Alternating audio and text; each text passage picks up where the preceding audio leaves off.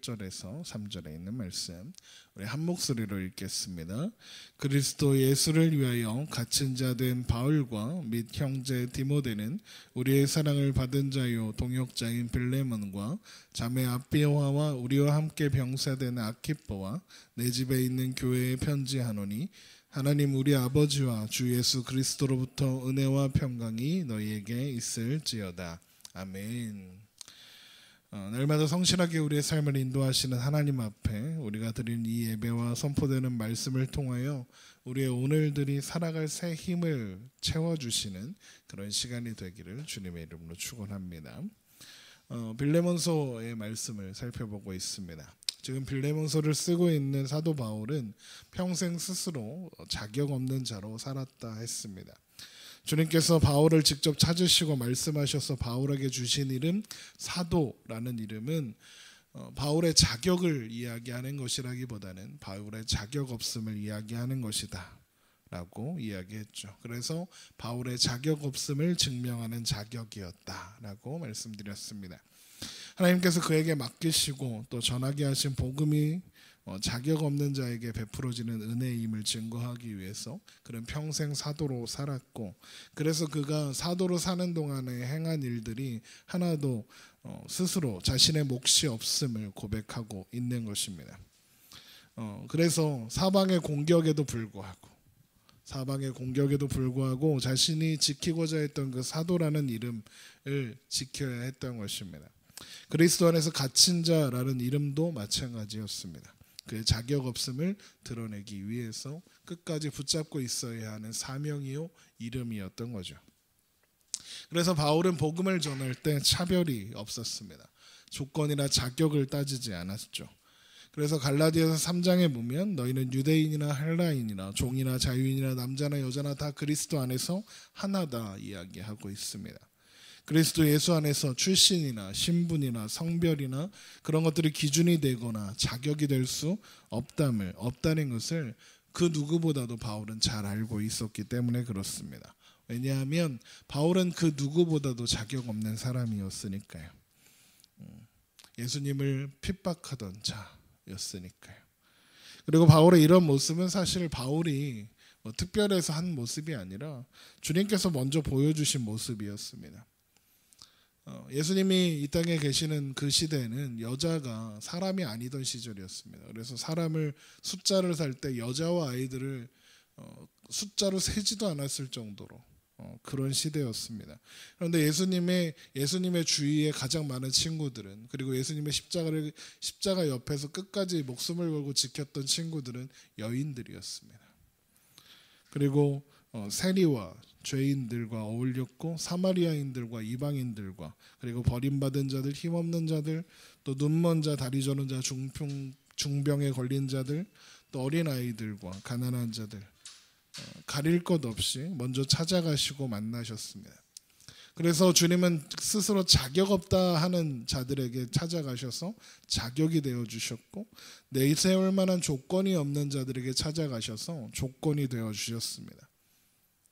예수 그 이름이 하나님 나라 백성의 유일한 자격이고 유일한 조건이기 때문에 그렇습니다. 그런데 반대로 자격 있다 하는 자들은 예수님께 혼났습니다.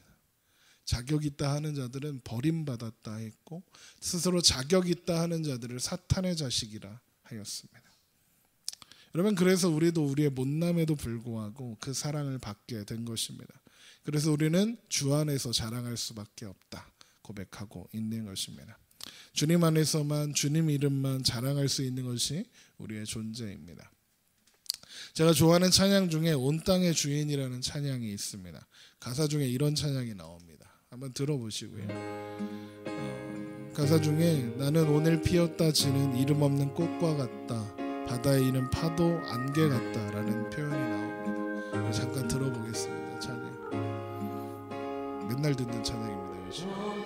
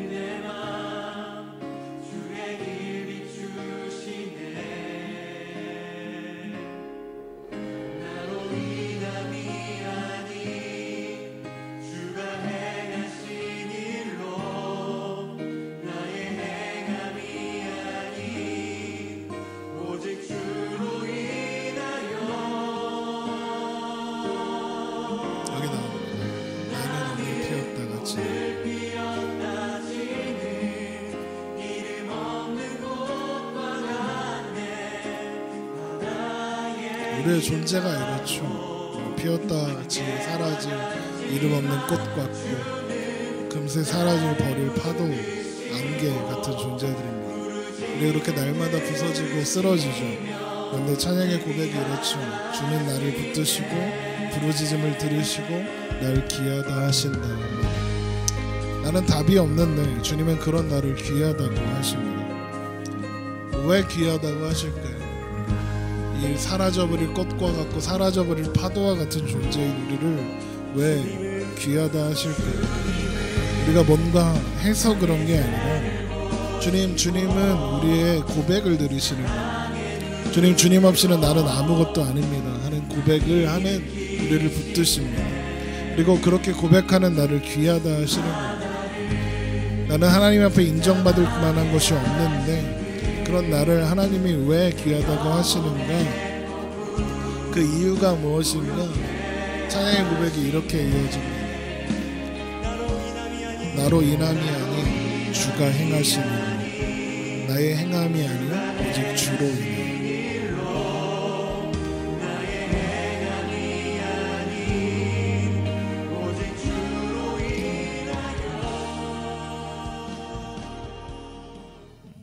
우리로 시작된 일이 아니라서 그렇답니다.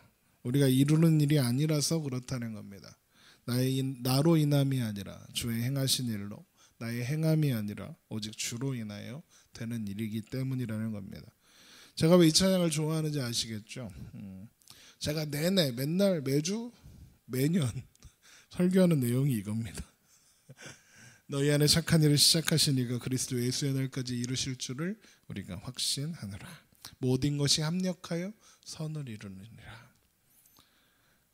주님이 우리의 못남에도 불구하고 주님께서 뜻하신 바 그 자리까지 우리를 데려가신다는 그 믿음 붙잡고 우리는 가는 겁니다.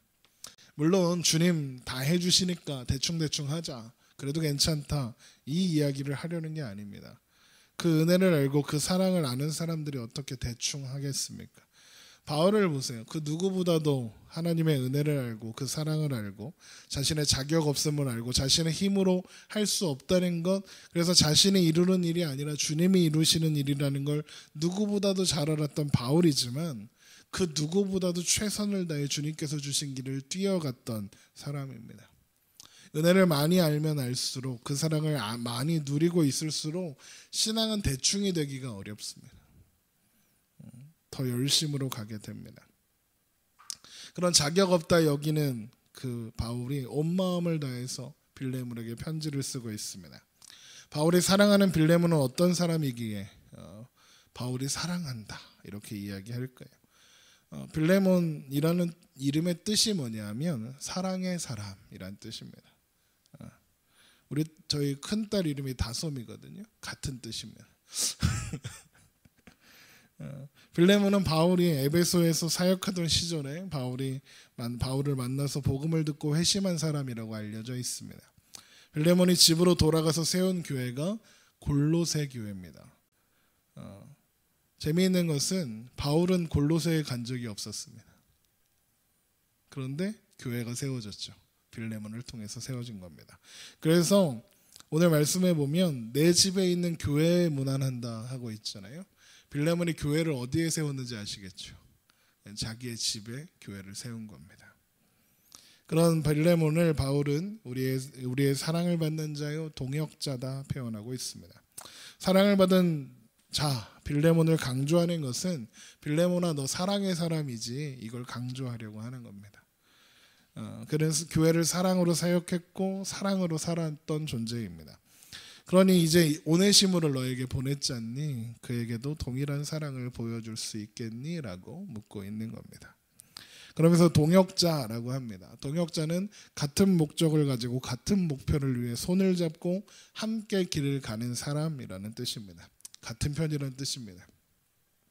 바울은 빌레몬에게 우리는 사랑 안에서 하나, 우리 사랑 안에서 같은 편이지? 라고 묻고 있는 겁니다. 되게 조심스러운 거죠. 오네시모를 지금 앞에 세워놓고 편지를 읽고 있는 빌레몬이 그렇게 느끼는 겁니다. 그렇지. 사랑으로. 그러면서 자매 아비아와 아키포를 언급합니다. 아비아는 빌레몬의 아내고요. 그리고 아키포는 빌레몬의 아들입니다. 빌레몬이 복음을 듣고 집에 돌아와서 제일 먼저 한 일이 가족들에게 복음을 전하는 일이었다는 것을 알 수 있는 대목이죠. 그래서 온 가족이 회심했고 함께 교회를 섬기고 있다는 것을 알 수 있습니다. 특히나 바울은 아키포에 대한 애정을 드러내는데 여기 보면 우리와 함께 병사된 아키포라고 했습니다. 그러니까 교회 안에서 중요한 역할을 하고 있는 겁니다. 아키포가 그리스도의 군사다 이렇게 합니다. 그리고 골로새서 말미에 보면 아키포에 대해서 따로 언급을 하는 장면도 나옵니다. 골로새서 4장 17절에 보면 아키포에게 이르기를 주 안에서 받은 직분을 삼가 이루라 라고 하고 있습니다. 그러니까 아키포는 골로새 교회의 일꾼이었던 겁니다. 중요한 아버지와 함께. 그러니까 대를 이어 교회를 섬기는 가정이었던 거죠. 그러니까 바울이 빌레몬과 그의 가정을 되게 특별하게 여기고 있는 겁니다. 빌레몬은 사랑받는 동역자, 아비아는 자매, 아들은 아키포, 그 그리스도께 부름받은 군사입니다. 게다가 그 집에 골로새 교회가 세워져 있습니다. 여러분, 복음에 사로잡힌 한 사람이 있으면 이런 일들이 일어납니다. 빌레몬은 아마도 우연히 들렸던 골로새서랑 에베소서는 되게 가까운 도시거든요. 안산이면 시흥 정도 느낌이에요. 그러니까 이제 안산 사람들이 시흥에 볼 일이 있어서 가잖아요. 그러니까 이 빌레몬도 골로새에서 살다가 에베소에 볼 일이 있어서 간 겁니다. 거기에서 바울을 만난 겁니다. 그리고 거기서 복음을 듣고 복음의 씨앗이 빌레몬의 마음에 뿌려졌습니다. 복음에 사로잡힌 사람이 된 거죠. 복음은 여러분 자격 없는 자에게 베풀어진 은혜다라고 제가 계속 말씀드리죠. 스스로의 지혜나 스스로의 능력으로 알아지는 것이 복음이 아닙니다. 하나님의 은혜만이 복음을 복음으로 알아먹게 하기 때문에 그렇습니다. 그 놀라운 복음을 붙잡은 그리고 복음에 사로잡힌 빌레몬은 집으로 돌아가서 가족에게 복음을 전했고 빌레몬이 전한 복음을 통해서 온 가정이 구원을 받게 됩니다. 온 가정이 구원을 받게 되고 복음에 사로잡히게 되니까 자신이 살아가는 삶의 자리에서 만나는 이들에게 또 복음을 전하게 됐겠죠. 그 와중에 골로새 안에도 에베소를 왕래하며 크리스찬이 된 사람들이 있었을 거 아닙니까? 야, 골로새 우리 동네에도 교회가 있었으면 좋겠다 하는 사람들의 믿음의 동지들이 하나둘 생기기 시작했을 것이고 또 새로의 복음을 듣고 그러면 우리가 어떻게 해야 합니까? 라고 하는 사람들이 생겼겠죠.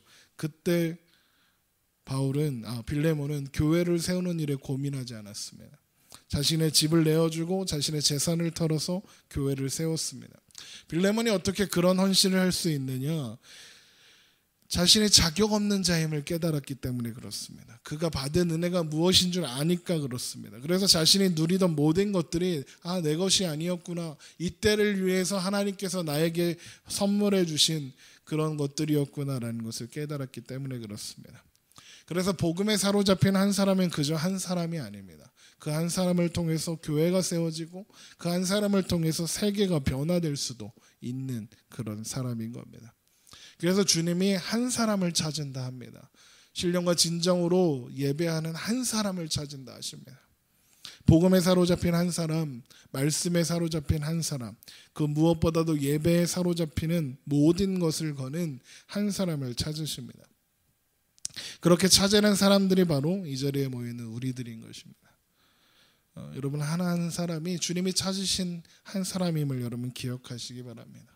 우리는 말씀 안에 한 사람, 복음 안에 한 사람, 주님이 피로 사신 교회로서 존재하는 한 사람들입니다. 그런 우리가 모여 있어서 교회가 의미가 있는 것입니다. 우리가 살아가는 삶의 자리에서 우리는 교회로 삽니다. 그리고 그런 우리가 모여 있어서 하늘소리 교회는 교회가 되는 겁니다. 복음에 사로잡힌 한 사람이 가족과 이웃과 친구들에게 복음을 흘려보내는 복된 통로가 된다는 사실을 여러분 기억하시기 바랍니다.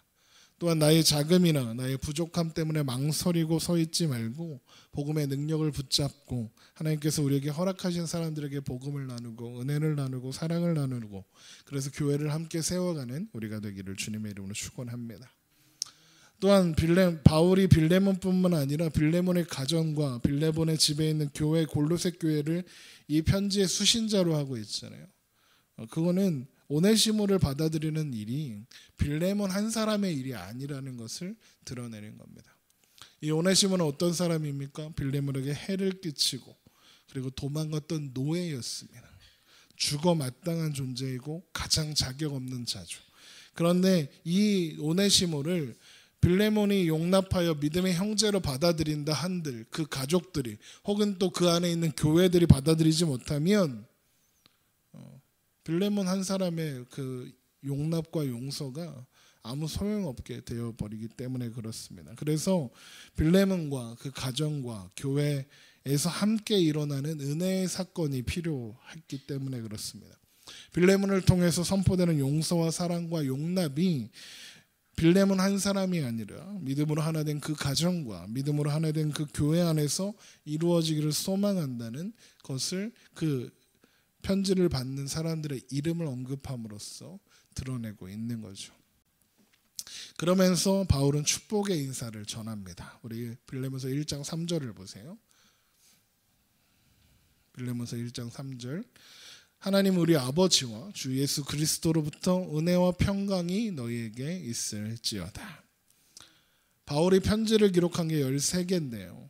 은혜와 평강이 너희에게 있기를 원하노라. 이 인사말은 다 기록되어 있습니다. 빠지지 않고. 사실 오늘 예배 설교 시간에 다 찾아볼까라고 생각했는데 시간이 너무 오래 걸리니까 집에 가서 바울의 서신들에서 은혜와 평강이 너희에게 있을지어다만 찾아보십시오. 바울의 편지들은 다 기록되어 있습니다. 여기서 은혜와 평강은 한마디로 하면 샬롬입니다. 우리가 예배 시간마다 인사하는 샬롬입니다. 샬롬은 평화라는 뜻이죠. 그런데 그 샬롬은 그냥 단순히 평화가 아닙니다. 하나님께로부터 오는 평화가 샬롬입니다.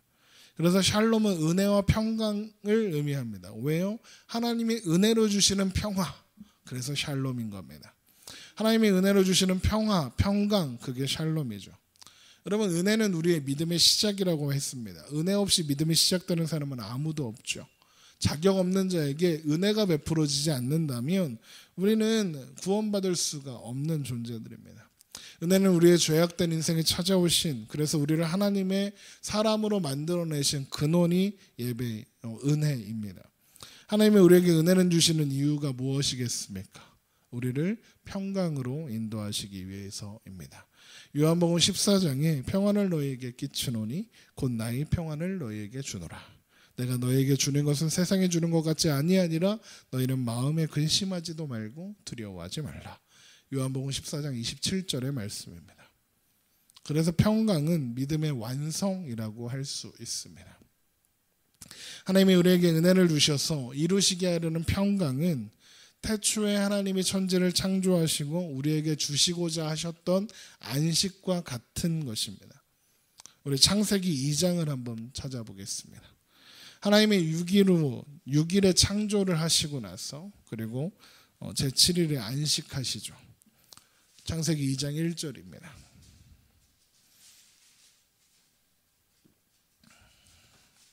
창세기 2장 1절. 천지와 만물이 다 이루어지니라. 하나님이 그 하시던 일을 일곱째 날에 마치시니 그가 하시던 모든 일을 그치고 일곱째 날에 안식하시니라. 하나님이 그 일곱째 날을 복되게 하사 거룩하게 하셨으니 이는 하나님이 창조하시며 만드시던 모든 일을 마치고 그날에 안식하셨습니다. 아멘. 우리가 쉽게 생각하는 게 뭐냐면 하나님께서 6일 동안 창조하는 일을 하시고 7일째에는 쉬셨다, 안식하셨다라고 생각합니다. 그런데 말씀을 잘 보십시오. 하나님께서 모든 일을 완성하신 날은 6일째가 아닙니다. 7일째입니다. 하나님이 그가 하시던 일을 일곱째 날에 마치셨다 하셨습니다. 하나님께서 일곱째 날에 일을 마치신 것과 하나님의 안식은 그래서 동일한 사건입니다. 그러면 하나님이 일곱째 날에 마치신 일, 그 일이 무엇일까요? 하나님이 그날을 안식하는 날로 정하시고 그날을 복되게 하시고 거룩하게 하셨다는 것은 또 무슨 뜻일까요? 하나님이 6일 동안 창조하셨습니다. 그리고 7일째에 하나님이 일을 끝내고 쉬시는 게 아니라 새 일을 시작하시는 겁니다. 무슨 일입니까? 하나님께서 창조한 세계를 움직이고 다스리고 안정적으로 유지하는 겁니다. 그걸 샬롬이라고 합니다. 아시겠죠?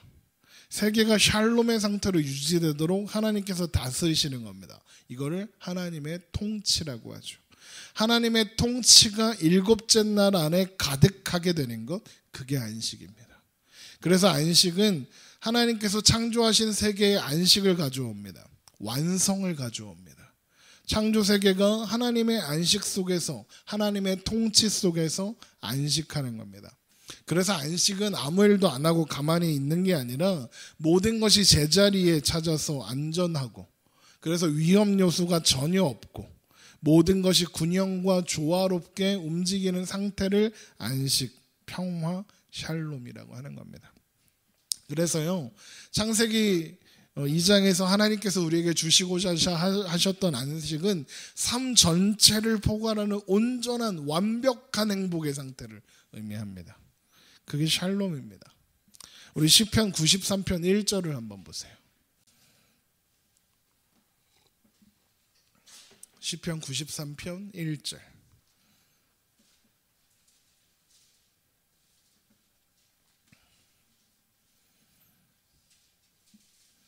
시편 93편 1절입니다.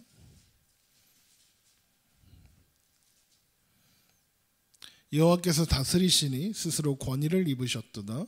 여호와께서 능력의 옷을 입으시며 띠를 띠셨으므로 세계도 견고히 서서 흔들리지 아니하는도다. 주의 보좌는 예로부터 견고히 섰으며 주는 영원부터 계셨나이다. 아멘.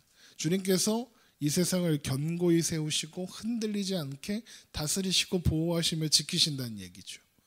그래서 여러분, 일곱째 날에는요, 끝나는 메시지가 없습니다. 앞에 보면 여섯째 날까지는 저녁이 되고 아침이 되니 이는 여섯째 날이라 이렇게 되어 있습니다. 그런데 일곱째 날은 이게 없습니다. 저녁이 되고 아침이 되니 이는 일곱째 날이라는 말이 없습니다. 무슨 뜻이겠습니까? 일곱째 날은 끝나지 않는 겁니다. 하나님은 일곱째 날을 영원히 지속되도록 창조하셨습니다. 그 일곱째 날은 하나님의 통치 안에서 만물이 안식하는 것이고 만물이 샬롬과 평강 아래 있는 날입니다. 그래서 일곱째 날은 창조의 목적인 거예요. 만물이 하나님의 통치 아래서 영원한 샬롬을 누리는 것, 영원한 온전한 행복을 누리는 게 창조의 목적이니까요. 그래서 평안, 샬롬은 하나님의 통치 안에 있을 때만 가능한 겁니다. 자, 그런데 우리가 살아가는 오늘들에는 그 완전한 행복이, 완전한 샬롬이 보기가 힘들어요. 왜 그럴까요? 그것은 인간 스스로 그 행복 밖으로 걸어 나갔기 때문에 그렇습니다. 인간이 하나님의 통치를 벗어나 안식 밖으로 나간 것, 그게 아담이 선악과 따먹은 사건입니다. 하나님 밖으로 나가겠다는 겁니다. 하나님이 왕이신 세계에서 내가 왕 되고 싶다고 나간 겁니다. 그래서 뱀이 하와에게 미혹할 때 뭐라고 합니까? 네가 하나님같이 되리라. 자기가 하나님 하겠다고 뛰쳐 나간 겁니다. 그래서 아담 범죄 이후에 사람들은 안식의 자리에 서지 못하게 되었습니다. 대신 수고와 고통과 눈물과 죽음의 자리에 서게 된 거죠. 근데 여러분, 놀라운 게 무엇인 줄 아십니까? 하나님이 창조하신 그 안식은, 하나님의 통치 안에 있는 그 평화는 그대로 있습니다. 왜요? 하나님은 영원하신 분이니까요. 하나님의 안식을 누군가 파괴하거나 사라지게 할 수는 없죠. 다만 우리가 그 안에 들어가지 못하고 있을 뿐입니다. 그리고 하나님은 그 안식을 우리 안에서 회복하고자 하십니다. 그리고 회복하셨습니다. 어떻게 회복할까요? 바울의 인사말 속에 그 힌트가, 답이 들어 있습니다. 빌레몬서 1장 3절.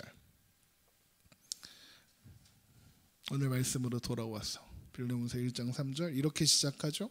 하나님 우리 아버지와 주 예수 그리스도로부터 은혜와 평강이 너에게 있을지어다. 하나님 우리 아버지와 주 예수 그리스도를 통해서 회복된다는 겁니다. 무엇이요? 샬롬이요. 이것은 히브리서를 통해서 더 극명하게 드러납니다. 우리 히브리서 4장에 가서 한번 보세요.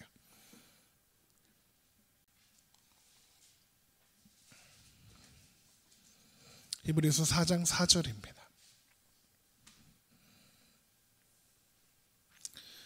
히브리서 4장 4절 제7일에 관하여는 어디엔가 일을 이렇게 일렀으되 하나님은 제7일에 그의 모든 일을 쉬셨다 하였으며 또 다시 거기에 그들이 내 안식에 들어오지 못하리라 하였으니 하나님의 안식에 들어가지 못한 사람들이 누구겠습니까? 복음을 듣고 순종하지 않은 옛 언약의 백성들입니다. 이스라엘 백성들이라고 이야기합니다. 6절 보세요. 그러면 거기에 들어갈 자들이 남아있거니와 복음 전함을 먼저 받은 자들, 유대인들입니다. 구약시대의 사람들.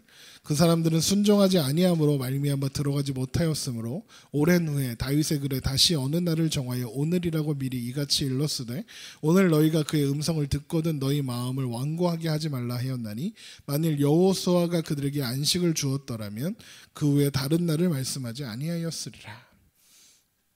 그들이 복음을 듣고도 순종하지 않아서 안식이 회복할 수 없었습니다. 그래서 하나님은 다윗을 통해서 예언하신 거예요. 어느 날을 정하시고 그 어느 날에 그의 음성을 듣게 된다는 것이고 그의 음성을 들을 때 마음을 완고하게 하지 말고 순종하라 그러는 겁니다. 그러면 그의 음성이 누구의 음성이겠습니까? 예수님의 음성인 겁니다. 예수 그리스도의 음성입니다. 그래서 말씀이 이렇게 이어집니다. 9절입니다. 그런즉 안식할 때가 하나님의 백성에게 남아있도다. 이미 그의 안식에 들어간 자는 하나님이 자기의 일을 쉬심과 같이 그도 자기의 일을 쉬느니라. 그러므로 우리가 저 안식에 들어가기를 힘쓸지니 이는 누구든지 저 순종하지 아니하는 본에 빠지지 않게 하려 함이라. 하나님의 말씀은 살아있고 활력이 있어 좌우의 날선 어떤 검보다 예리하여 혼과 영과 및 관절과 골수를 찔러 쪼개기까지 하며 또 마음의 생각과 뜻을 판단하느니 지으신 것이 하나도 그 앞에서 나타나지 않음이 없고 우리의 결산을 받으실 이의 눈앞에 만물이 벌거벗은 것 같이 드러나느니라. 이런 말씀 앞에 순종해야 하나님의 통주 앞으로 들어갈 수 있습니다. 그런데 뭐라고 합니까? 죄악으로 가득 찬 우리들은 순종할 수가 없습니다. 살아있는 하나님의 말씀이 우리의 생각과 뜻을 모조리 판단하십니다. 그 앞에 다 드러나게 되어서 하나님 앞에 다 벌거벗은 것처럼 된답니다. 그런 우리가 어떻게 하나님이 주시는 안식으로 우리의 힘으로 들어갈 수 있겠느냐 이야기하는 겁니다. 자격이나 조건을 만들 수 있냐? 없습니다 라는 대답을 지금 얻고자 하는 거죠. 그래서 우리에게 뭐가 필요합니까? 도움이 필요합니다. 우리에게 자격이 필요합니다. 우리의 대제사장 되시는 예수 그리스도 그 이름이 필요하다. 그렇게 이어지는 겁니다. 14절을 보세요. 히브리서 4장 14절. 그러면 우리에게 큰 대제사장이 계시니 승천하시니 곧 하나님의 아들 예수시라. 우리의 믿는 도리를 굳게 잡을지어다. 우리에게 있는 대제사장은 우리의 연약함을 동정하지 못하시리가 아니요 모든 일에 우리와 똑같이 시험을 받으시니로되 죄는 없으시니라. 그러므로 우리는 긍휼하심을 받고 때를 따라 돕는 은혜를 얻기 위하여 은혜의 보좌 앞에 담대히 나아갈 것이니라. 보세요. 바로 앞까지는 우리가 어떻게 하나님 앞에 말씀 서겠냐, 우리가 어떻게 하나님 말씀 앞에 서겠느냐라고 말해놓고 그 다음에 뭐라고 합니까? 그런데 우리에게 큰 대제사장이 계신다. 우리가 그를 통해서는 하나님의 은혜의 보좌 앞에 담대히 나아갈 수 있다 이야기하는 겁니다. 여러분, 우리는 우리 주님 예수 그리스도를 통해서 하나님의 영원한 안식, 평강이 가득한 하나님의 통치, 하나님 나라로 들어갈 수 있게 되는 겁니다. 그래서 그 길이 긍휼과 은혜의 길이다라고 히브리서가 말하고 있는 겁니다. 예수님께서 이 길을 여시기 위해서 이 땅에 오신 겁니다. 이 땅에 우리를 위한 대제사장으로 오셔서 십자가에 죽으시고 부활하셔서 이 길을 여시는 겁니다. 그래서 진정한 안식일은 유대인들이 지키는 토요일이 아니라 주일이 되는 겁니다.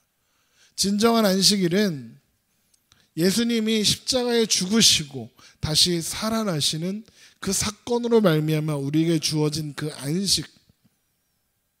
그래서 샬롬이 시작된 그날이 진짜 안식일인 겁니다. 주님께서 언제 부활하셨습니까? 안식 후 첫날 부활하셨습니다. 그 부활로 인해 우리가 이제 하나님 앞에 나아갈 수 있게 되었습니다. 우리에게 주시고자 하는 안식과 샬롬과 하나님 나라가 그날로부터 시작되었습니다. 그래서 우리는 구약의 안식일을 지키지 않습니다. 신약의 안식일을 지키는 겁니다. 여전히 안식일이 옳다 하여 안식일을 지키는 사람들은 그래서 이단인 겁니다. 그래서 사도 바울은 편지 속에서 하나님 우리 아버지와 주 예수 그리스도로부터 은혜와 평강이 너에게 있기를 원한다라는 인사를 빠지지 않고 하는 겁니다. 여러분, 우리에게 베풀어진 평강이 은혜로부터 오는 것이고 그 은혜는 하나님 우리 아버지와 주 예수 그리스도로부터 온 것이기 때문에 그렇죠. 값없이 받은 은혜, 자격 없는 자에게 베풀어진 은혜, 이걸 기억하기 위해서 축복의 인사 속에도 그게 담겨 있는 겁니다. 여러분, 그러니 신자들이 다른 사람을 판단하거나 정죄하거나 심판할 수 있겠습니까? 없죠. 왜요? 너나 나나 쟤나 걔나 다 자격 없는 애들이니까요. 자격 없는 자가 자격 없는 자를 나무랄 수 없고, 자격 없는 자가 자격 없는 자를 판단할 수 없고 책망할 수 없으니까요. 오죽하면 그런 말이 생겼겠어요. 겨우 묻은 개가 똥 묻은 개 뭐라 한다. 누가 우스운 겁니까? 똥 묻은 개가 겨우 묻은 개 뭐라 한단가? 아무튼 뭐가 웃긴 건지 아시겠죠? 자격 없는데 네가 그런 말을 할 자격이 있어? 이거 묻고 있는 겁니다. 그래서 복음은 하나가 될 수 없는 사람들을 하나가 되게 하는 힘이 있는 겁니다. 너희는 유대인이나 헬라인이나, 유대인과 헬라인은요, 이게 이거예요. 집에 일본 놈들과 우린 조선 사람, 이 느낌인 거예요. 이게 하나가 될 수 있습니까? 종과 자유인이 하나가 될 수 있습니까? 남자가 여자가 지금은 이제 좀 하나가 됐는데, 그 시대에는 여자가 사람이 아니었던 시절에 남자와 여자가 한 대접을 받는 게 말이 됐습니까? 그런데 뭐라고 합니까? 그리스도 예수 안에서 하나니라. 여러분, 십자가 복음 안에서 그 누구도 자신의 출신이나 자신의 배경이나 자신의 부함이나 자기의 지식이나 자신의 능력을 자랑할 수 없기 때문에 그렇습니다. 여러분, 어떤 출신이든 어떤 배경을 가졌든 얼마나 부하든 얼마나 똑똑하든 상관없이 다 자격 없는 자임을 십자가 앞에서 확인할 수밖에 없는 것이 복음인 겁니다. 여러분, 그리고 이제 빌레몬에게 해를 끼쳤고 도망친 노예였던 오네시모가 이제 복음의 일꾼이 되어 빌레몬 앞에 서 있습니다. 오네시모는 얼마나 떨릴까요? 지금 이 상황이. 바울이 가라니까 오긴 왔는데 정말 오기 싫은 자리 아니었겠습니까? 바울의 심능과 출신과 그의 전적은 도무지 용납받을 수 있는 존재가 아닙니다. 그러나 그 용납할 수 없는 오네시모를 그리스도 안에서 용납하고 용서하고 사랑으로 하나 되기를 소망하는 마음이 바울의 이 짧은 인사말과 그리고 편지를 받는 수신인들의 이름 속에 담겨 있는 겁니다. 여러분, 우리가 받은 은혜를 기억하라. 그게 1절부터 3절에 있는 이야기입니다. 그리고 그 은혜가 가져온 평화가 무엇인지 기억하라. 그것이 바울의 축복의 인사 속에 담겨 있는 내용인 겁니다. 여러분, 우리는 하나님의 아버지와 주 예수 그리스도로부터 오는 은혜와 평강이 날마다 필요한 사람들입니다. 우리는 예수 안에서 하나님의 자녀가 되고 하나님 나라의 백성이 되었습니다. 그리고 이제 하나님 안에서 은혜와 평강을 누리며 은혜와 평강을 나누며 살도록 부름받고 있습니다. 우리 골로새서 3장 12절을 보겠습니다. 골로새서 3장 12절.